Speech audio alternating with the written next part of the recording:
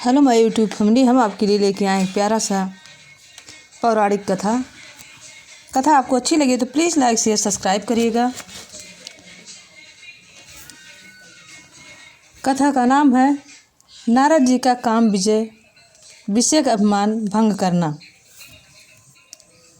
हिमालय पर्वत पर एक बड़ी पवित्र गुफा थी जिसमें समीप ही गंगा जी बह रही थी। वहाँ का दृश्य बड़ा ही मनमोहक था तथा पवित्र था। देव ऋषि नारद एक बार घूमते घामते वहाँ पहुँचे तो आश्रम की पवित्रता देखकर उन्होंने वहीं तप करने की ठानी। फिर तो उन्होंने भगवान का स्मरण किया, श्वास रोका, मन निर्मल तो था ही, सहज ही समाधि लग गई।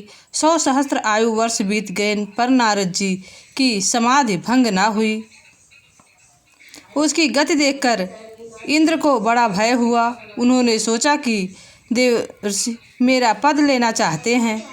अतः उन्होंने कामदेव को आदरपूर्वक बुलाकर बड़ा सम्मान किया और पूरी सामग्री के साथ नारद जी के पास तपोभंग के लिए तत्काल भेज दिया। वहां जाकर कामदेव ने अपनी सारी कलाओं का प्रयोग किया पर मुनिवर उसकी एक ना चली। कारण कि यही स्थान था जहां भगवान शंकर ने काम को जलाया था। रथ के रोने पीटने पर उन्होंने कहा कि कुछ समय व्यतीत होने पर कामदेव जीवित तो हो जाएगा और उससे पुनर्देह भी प्राप्त हो जाएगी, पर इस स्थान पर यहाँ से जितनी दूर तक पृथ्वी दिखलाई पड़ती है वहाँ तक काम के बाणों का कोई प्रभाव नहीं पड़ता। विवश होकर कामदेव ने अपनी सहायकों के साथ अमरावती लौट गया और नारद जी की सुशीलता का वर्णन करने लगा। उसने कहा, ना तो नारद जी को काम ही है और ना ही क्रोध ही, क्योंकि उन्होंने मुझे पास बुलाकर सांत्वना दी है और मधुर वचनों से मेरा आतिथ्य किया है। यह सुनकर सभी दंग रह गए। इधर नारद जी की तपस्या पूरी हो गई। वे वहां से सीधे चलकर भगवान शंकर के पास पहुँचे और अपनी कथा सुनाई। शंकर जी ने उन्हें सिखलाया, नारद जी इसे अब आप कहीं भी ना कहिएगा, विशेषकर विष्णु भगवान पूछे भी तो आप इसे छिपा लीजिएगा। पर नारद जी को यह सब अच्छा नहीं लगा। वे बीड़ा लेकर बैकुंठ चल दिए और वहां जाकर भी अपना काम विजय का महात्म्य गाने लगे। भगवान ने सोचा, इनके हृदय में सकल सुखदायक अहंकार का मूल अंकुर उत्पन्न हो रहा है, सो इन्हें झट उखाड़ डालना चाहिए। और वे बोले, महाराज आप ज्ञान वैराग्य के मूर्त रूप ठहरे, भला आपको मोह कैसे संभव है। नारद जी ने अपमान से ही कहा, प्रभु आप आपकी कृपा मात्र हैं। विष्णु लोक से जब नारद जी भूलोक पर आए तब देखते क्या हैं कि एक बहुत बड़ा विस्तृत नगर जगमगा रहा है। यह नगर बैकुंठ से भी अधिक रम्य तथा मनोहर है। भगवान जी की माया की बात वे ना समझ सके। उन्होंने सोचा, यह नगर कहाँ से आ गया है। मैं तो बराबर संसार का पर्यटक करता रहता हूँ, आज तक तो यह नगर दिखा नहीं था। इधर उधर लोगों से पूछने पर पता चला कि इस नगर का राजा शीलनिधि अपनी लड़की श्रीमती का स्वयंवर कर रहा है।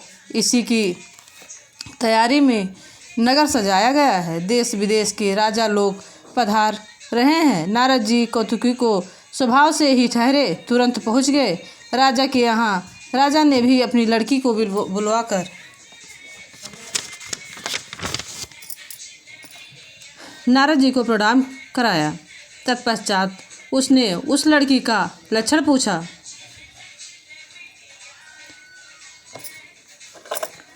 नारद जी जो उनके लक्षणों को देखकर चकित रह गए। उनके लक्षण साथी विलक्षण थे, जो इसे विवाह कर अजर अमर हो जाए। संग्राम क्षेत्र में वह सर्वथा अजेय हो, संपूर्ण चराचर विश्व उनकी सेवा करे, वह सर्वथा सर्वश्रेष्ठ हो जाए। नारद जी ने ऊपर से राजा को कुछ कहकर छुट्टी ली और चले इस यत्न में कि कैसे इसे पाया जाए।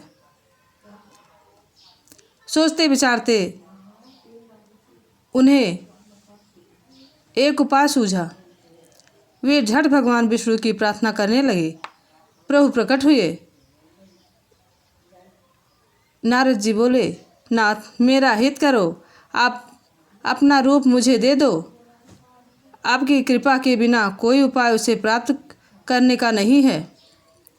प्रभु ने कहा, वैद्य जिस प्रकार रोगी की औषधि करने उसका कल्याण करता है, उसी प्रकार मैं तुम्हारा हित अवश्य करूँगा।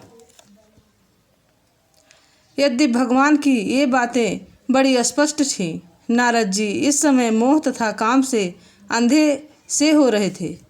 इसलिए कुछ ना समझकर भगवान ने मुझे अपना रूप दे दिया है, यह सोचकर तत्काल स्वयंवर सभा में जा विराजे। इधर भगवान ने उनका मुख तो बंदर का बना दिया, पर शेष अंग अपने से बना दिए। अब राजकुमारी जयमाल लेकर स्वयंवर सभा में आई। जब नारद जी पर उनकी दृष्टि पड़ी, तब वह बंदर का मुंह देखकर जलभून सी गई।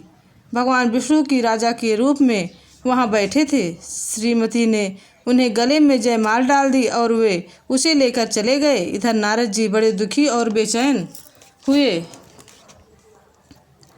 उनकी दशा को दो हरगढ़ अच्छी प्रकार जानते थे। उन्होंने कहा, जरा अपना मुंह आईने में देख लीजिए। नारद जी को दर्पण तो नहीं मिला। पानी में अपना मुंह देखा तो निराला बंदर अब दौड़े विष्णु लोक को। बीच में ही श्रीमती के साथ भगवान विष्णु मिल गए।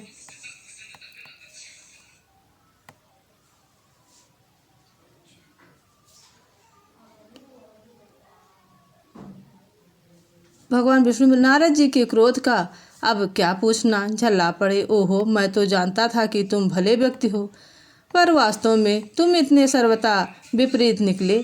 समुद्र मंथन के अवसर पर असुरों को तुमने मद पिलाकर अचेत कर दिया और स्वयं कौस्तुभ, भाज, 4 रत्न और लक्ष्मी तक को ले लिया। शंकर को बहला कर दे दिया विष। यदि उन कृपाल ने उस समय उस हल को ना पी लिया होता तो तुम्हारी सारी माया नष्ट हो जाती, और आज हमारे साथ यह कौतुक। अच्छा चलो, तुमने मेरी अभिष्ट कन्या छीनी, अतएव तुम भी स्त्री के विरह में मेरे जैसे ही विकल होगे। भगवान ने अपनी माया खींच ली। अब नारद जी देखते तो ना वहाँ राजकुमारी है और ना लक्ष्मी ही। वे बड़ा पश्चाताप करने लगे और त्राहि त्राहि कहकर प्रभु के चरणों पर गिर पड़े।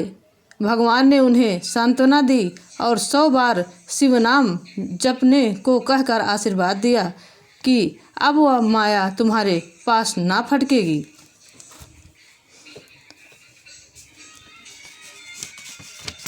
यह थी नारद जी की